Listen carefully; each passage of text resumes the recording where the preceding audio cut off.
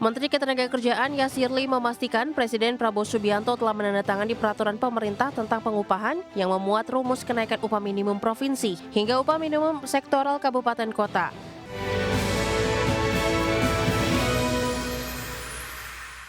Terima kasih Anda masih bergabung sama kami. Menteri Ketenagakerjaan Yasirli memastikan Presiden Prabowo Subianto telah menandatangani peraturan pemerintah yang memuat rumus kenaikan upah minimum provinsi hingga upah minimum sektoral kabupaten kota. Ya, pemirsa, pemerintah meminta gubernur wajib menetapkan upah minimum provinsi tahun 2026 sebelum 24 Desember.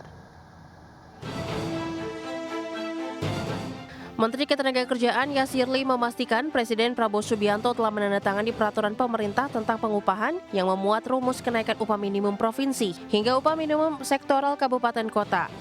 Menakar menyebut pemerintah mempertimbangkan aspirasi banyak pihak, terutama serikat buruh, sebelum akhirnya memutuskan rumus besaran kenaikan upah. Dalam PP tersebut, pemerintah menetapkan formulasi kenaikan upah yakni inflasi ditambah pertumbuhan ekonomi dikali alfa. Adapun rentang alfa atau indeks tertentu ditetapkan sebesar 0,5 hingga 0,9. Dengan adanya rumus ini, maka besaran kenaikan upah minimum di setiap daerah akan berbeda-beda.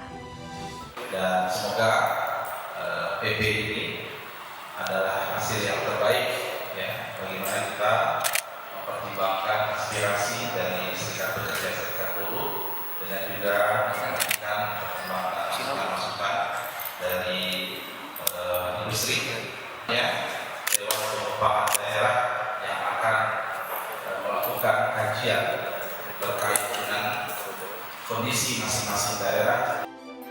Pemerintah meminta gubernur wajib menetapkan upah minimum provinsi 2026 sebelum 24 Desember. Dari Jakarta, Adi Firmansyah, IDX Channel.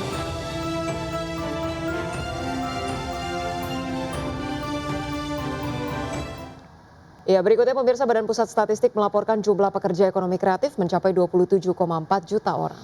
Ya, lebih dari 50% tenaga kerja tersebut berusia di bawah 40 tahun, menunjukkan sektor ini menjadi sumber lapangan kerja baru yang relevan bagi generasi muda.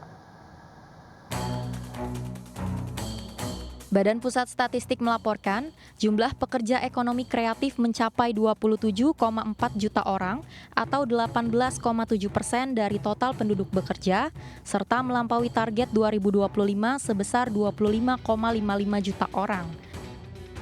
Lebih dari 50% tenaga kerja ekonomi kreatif berusia di bawah 40 tahun, menunjukkan sektor ini menjadi sumber lapangan kerja baru yang relevan bagi generasi muda.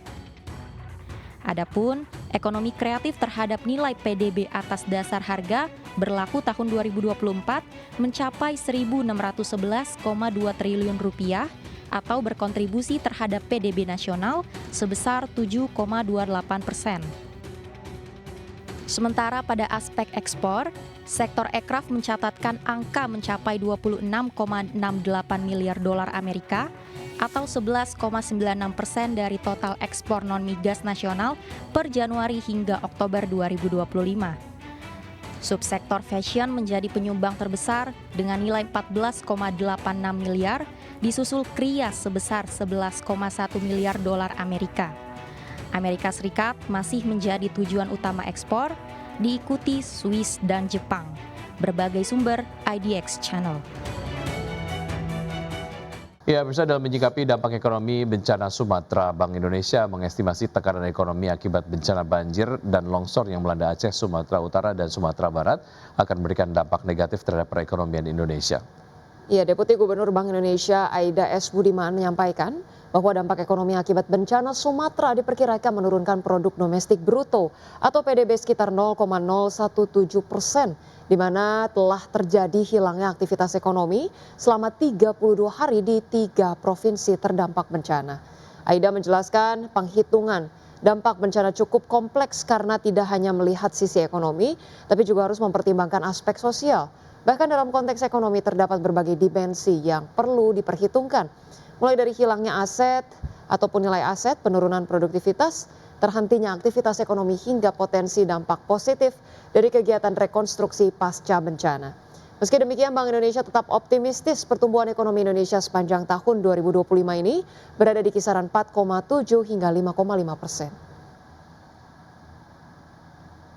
Dampaknya itu kepada perekonomian memang agak negatif, tetapi karena tadi masih perhitungan sementara, dalam PDB setahun ini perkiraannya baru minus 0,017%.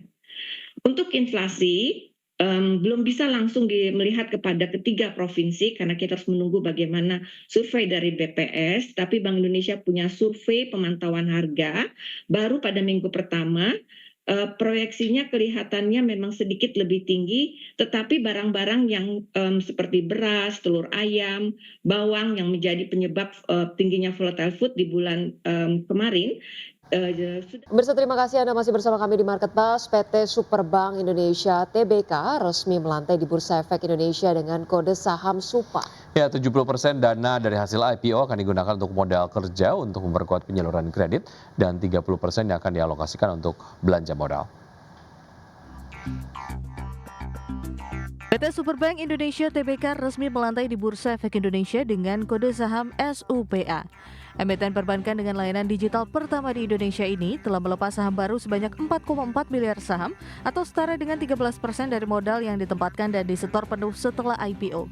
Target pendanaan dari hasil IPO pun ditaksir mencapai 2,79 triliun rupiah. Manajemen menegaskan 70% dana hasil IPO akan digunakan untuk modal kerja guna memperkuat penyaluran kredit. Sementara 30%-nya akan dialokasikan untuk belanja modal, diantaranya penguatan sistem operasional hingga pengembangan produk pendanaan dan pembiayaan. Listing hari ini adalah permulaan dari bagaimana kita melantai di bursa, tapi ini continuation dari penetrasi kita terhadap ekosistem kita di Indonesia. Kita sudah memulai penetrasi tersebut, akan tetapi masih banyak dan besar pool yang belum kami sentuh di Grab dan OVO ecosystem. 70% dari dana IPO itu akan digunakan sebagai modal kerja untuk memperkuat penyaluran kredit yang kepada segmen yang seperti Pak Dugar bilang tadi underbank, baik untuk sektor retail maupun UMKM. Saat ini nasabah Superbank telah mencapai 5 juta nasabah sejak pertama kali diluncurkan aplikasi digital pada Juni 2024. Rata-rata transaksi harian telah meningkat lebih dari 40% pada kuartal ketiga 2025 atau lebih dari 1 juta transaksi setiap harinya. Jakarta, Ricky Anwardi, IDX Channel. Ya, pemirsa, PT Bank Rakyat Indonesia Persero Tbk atau BBRI memastikan akan membagikan dividen interim tahun buku 2025. Ya, dividen interim yang akan dibagikan sebesar 20,63 triliun rupiah atau 137 rupiah per saham.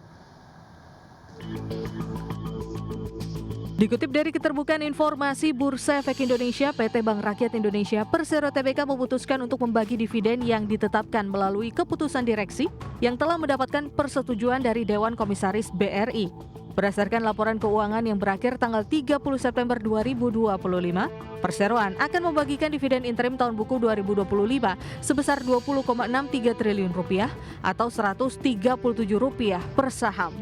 Akhir periode perdagangan saham dan hak dividen interim jatuh di tanggal 29 Desember 2025 untuk pasar reguler dan negosiasi dan 2 Januari 2026 untuk pasar tunai. Daftar pemegang saham yang berhak dividen interim atau recording date di tanggal 2 Januari 2026. Sementara itu, pembayaran dividen interim akan dilakukan di 15 Januari 2026. Adapun secara konsolidasi, Perseroan telah membukukan laba bersih periode berjalan 41,23 triliun rupiah di kuartal 3 2025. Perolehan tersebut turun 9,1% year on year dari capaian 45,36 triliun rupiah di periode yang sama tahun lalu. Pendapatan bunga bersih 110,99 triliun rupiah, naik tipis 2,9% year on year dari setahun sebelumnya di 107,86 triliun rupiah. Penyaluran kredit tercatat di 1.438,11 triliun rupiah, tumbuh 6,26% year on year. Berbagai sumber IDX Channel.